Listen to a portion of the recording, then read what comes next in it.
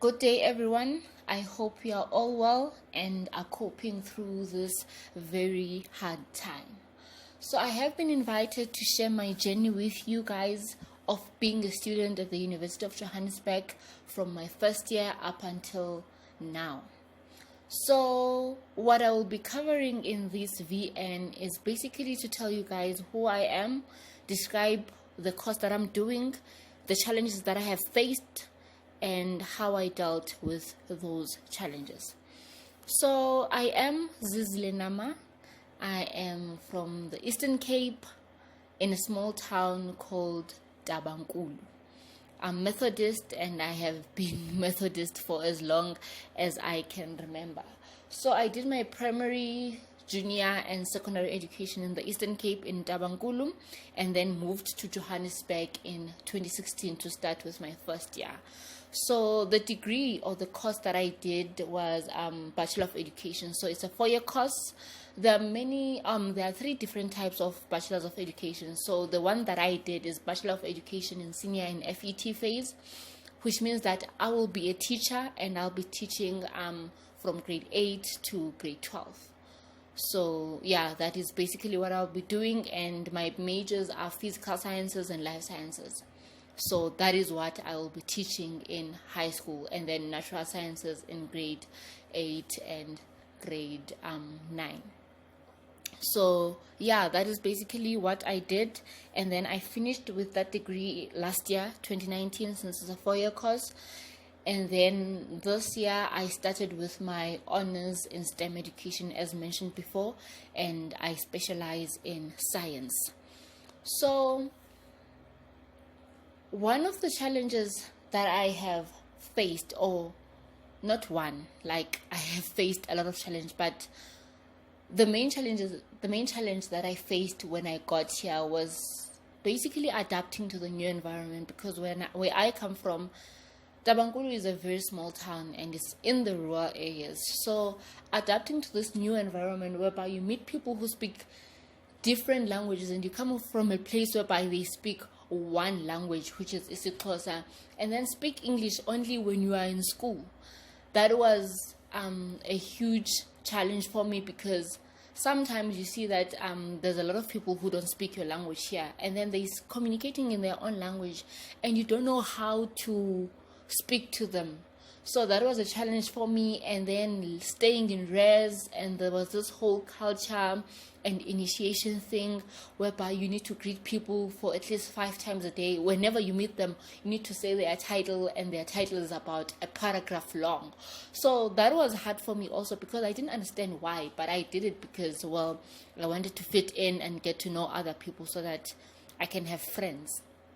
So yeah, that was the main thing that I struggled with. That was the main challenge, because I was trying to adapt and getting used to people from other tribes.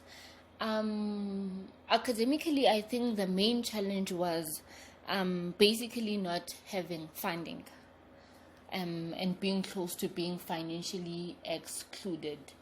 So when I got here in first year, I had funding from the company where my dad works at. So yeah, they were only gonna fund me for 1 year, for my first year only, and then I had to look for funding for my second, third, and fourth year. So NSFAS didn't take me in my first year, and then second year I did my second year, but I didn't have funding, and that was pretty much stressful for me, because you can't see your marks in June, you don't know which module you passed or which one you failed. Even in December, you can't see anything.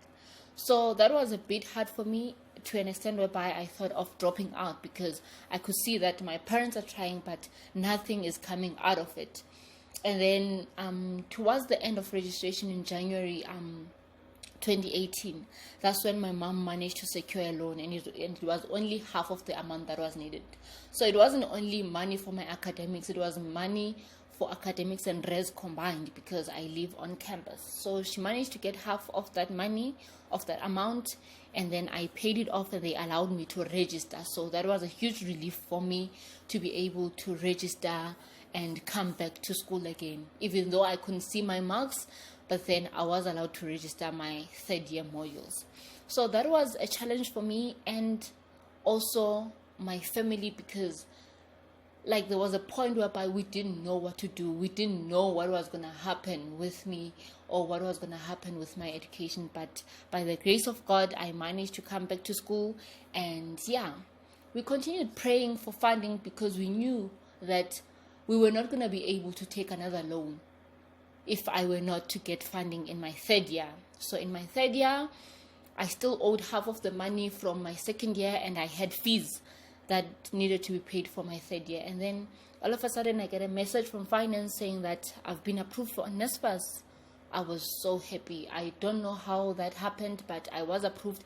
And fortunately, NSFAS paid the half of the money that I was owing in the previous year, and then the money that I was supposed to pay in 2018. So that was the biggest challenge that I have faced ever since I got here. And then academically, of course, I did have challenges, especially with chemistry. Your chemistry was just on my neck, but then I managed to speak with my other colleagues or the other students that I was in class with in order for them to help me. Do you get what I mean? So yeah, that was the case.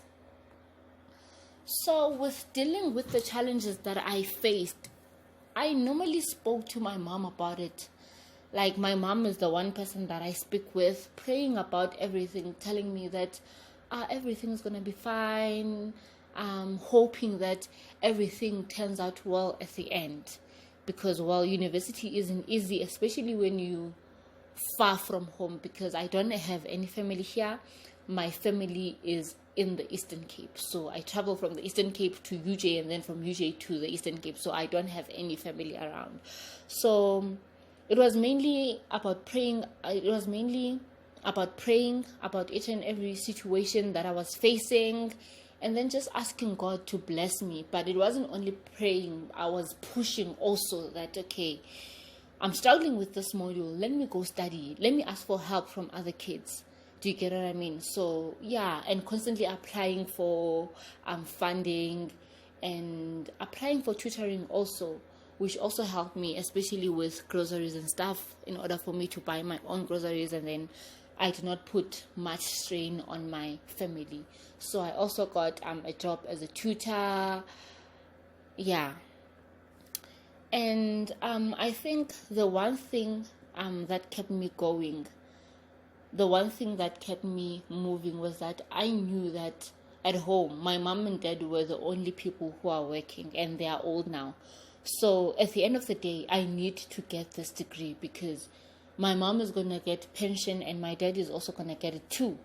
So someone has to work. Someone has to work in this family. So I need to finish with school. And already my mom had already taken a loan for me. So now I can't be dropping out because school is hard, because this woman has spent so much money on me trying to get me back to school. So that was the one thing that kept me going, because I wanted to make life easier for my mom and my dad. And in closing, I just had this one verse. I remember when I got here, I had one verse that was my favorite, which is very famous, Jeremiah 29, verse 11. But then over the years, through reading the Bible and just discovering new verses, there was one verse that stuck with me. And I think whenever I prayed for this degree, whenever I prayed to God that, God, can I please at least finish this degree? Can I please be granted a Bachelor of Education by the end of the year 2019? This was the verse that I used to pray upon and make reference to whenever I was praying to God. It's Mark chapter 11, it's Mark chapter 11, verse 24. So God says here, therefore I say to you, whatever things you ask when you pray, believe that you receive them and you will have them. And then esiXhoseni it reads as follows: ngenxa yoko ndithi kuni izinto enisukuba nizicela nithandaza, kholwani ukuba ninokuzamkela futhi noba nazo. So that was the one verse that kept me going, because I believe that if I pray for something and I believe that I already have it, then God will grant me whatever I am asking for. So thank you so much for listening to this, and I hope it motivates someone to keep on keeping on and to not give up on their degree or their dream. Thank you so much.